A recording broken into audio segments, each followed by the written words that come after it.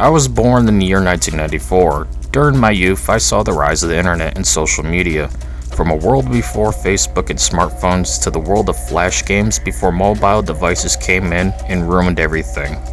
With their predatory data collecting and microtransactions selling mechanics to prey on children.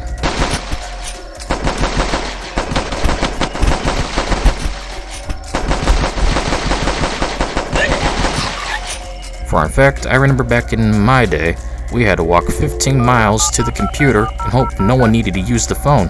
Back in my day, we had to download music at kilobytes per hour, so it would take days. Back in my day, we had Newgrounds, Miniclip, Armor Games, and more.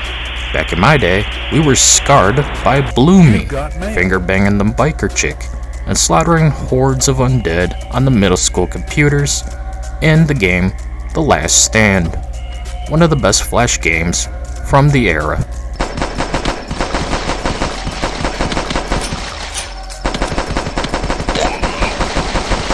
Yes, this is The Last Stand, and yes, it's a flash game now being sold for a high price on Steam. The developer, Con Artist Games, which isn't something I'd ever want to name my company after these days, upscaled The Last Stand trilogy, then sold it for a pretty penny. So we'll look at each game separately to see if it's worth buying. We'll start out with the very first game, released all the way back in the year 2007. God, I'm old. You play as a man named Jack, who is trying to survive 20 days and nights against a never-ending onslaught of zombies. Each night, things get more and more challenging, with different kinds of zombies appearing, like fat ones, dogs, runners, SWAT, army, and those with weapons that can easily kill your fellow survivors behind the barricades.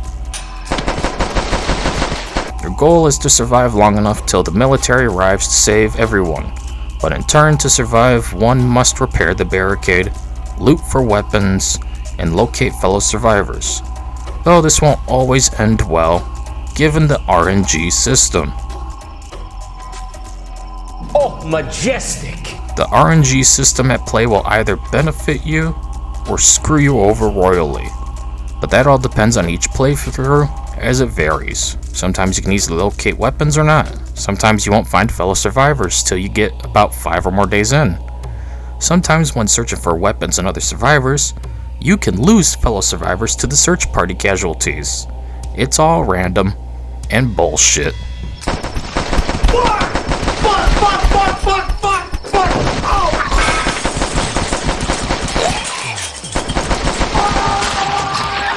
You don't want to be like this. This is disgusting. This is awful in every way. After each night of survival, you could now decide what to use your free hours on. Every survivor helps add more to the chances of success. Each point can repair your barricade, invest in a search party for other survivors with a maximum of 6 plus you, or locate weapons with each point adding to the bar below. Once full, you'll stumble across a weapon till you have them all, but searching for others and weapons can cost you fellow survivors, so it's a risk-reward system. Do you risk losing one or more fellow survivors just to get to a bloody revolver, which sucks?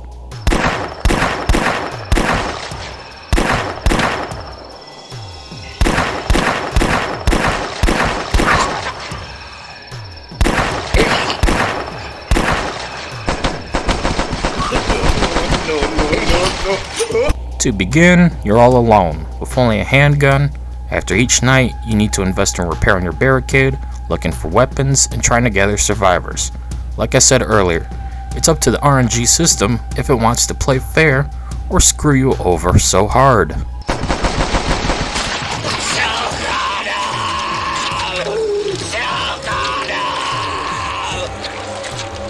Each survivor comes with a pre-made weapon. The one in the back gets a rifle, and is the last of the survivors you can get.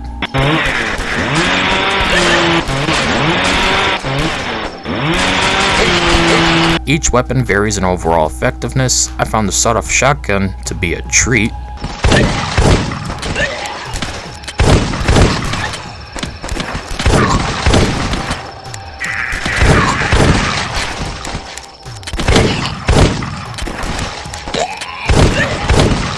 But sometimes you won't get that weapon, or every weapon in general, in your playthrough. So if you find yourself in a tight spot, when in doubt, chainsaw it out.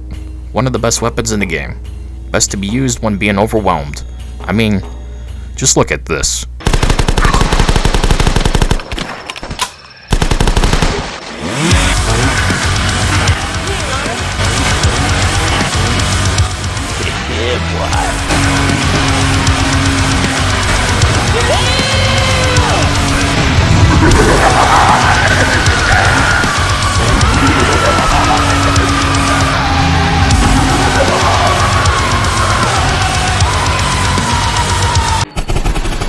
That's really about it. See ya. Another decent weapon is the SMG. Just having it go burr, slaying zombies left and right, is so satisfying.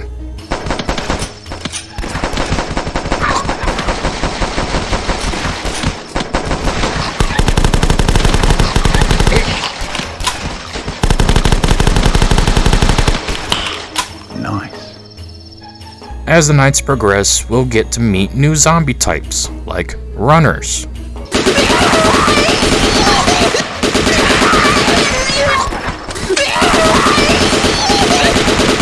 But also the likes of zombie dogs, which look like Rottweilers. I think they're Rottweilers.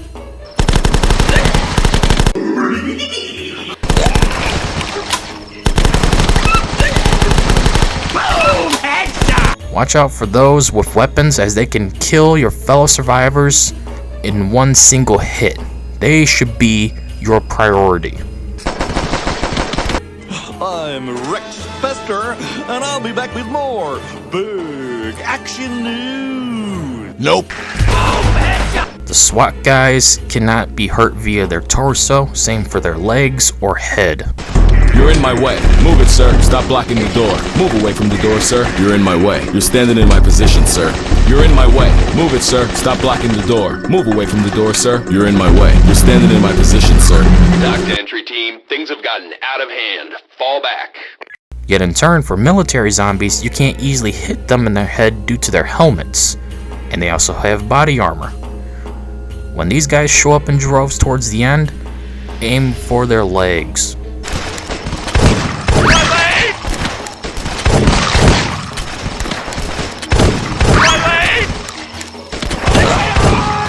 And that's it. We did it. We survived all 20 nights with all weapons and the maximum amount of survivors potentially saved. Now the game is over, and we can play again or quit. Yay?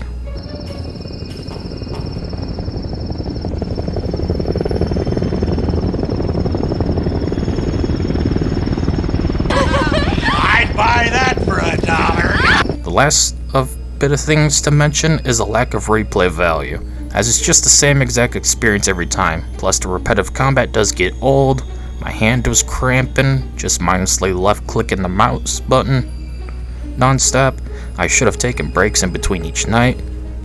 Also, there's no music whatsoever, so that sucks. Just turn on some Doom or Left 4 Dead and you'll be good.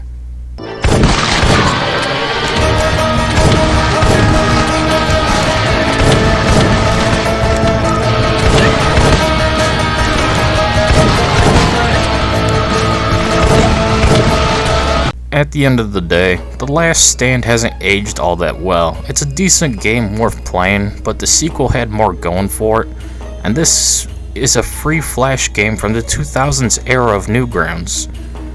Not to mention they're charging a pretty penny for old games that were free forever for a long time. How the hell do you do that? Still, you could do worse. You could play The Last Stand Aftermath. God, that was awful. If you could put up with The Last Stand's repetition and lack of replay value on top of all the bullshit that is the RNG system, it's worth checking out. Heck, just go play the free version online instead of buying the AI upscaled version on Steam and GOG. Anyways, that's it for this video. See y'all later.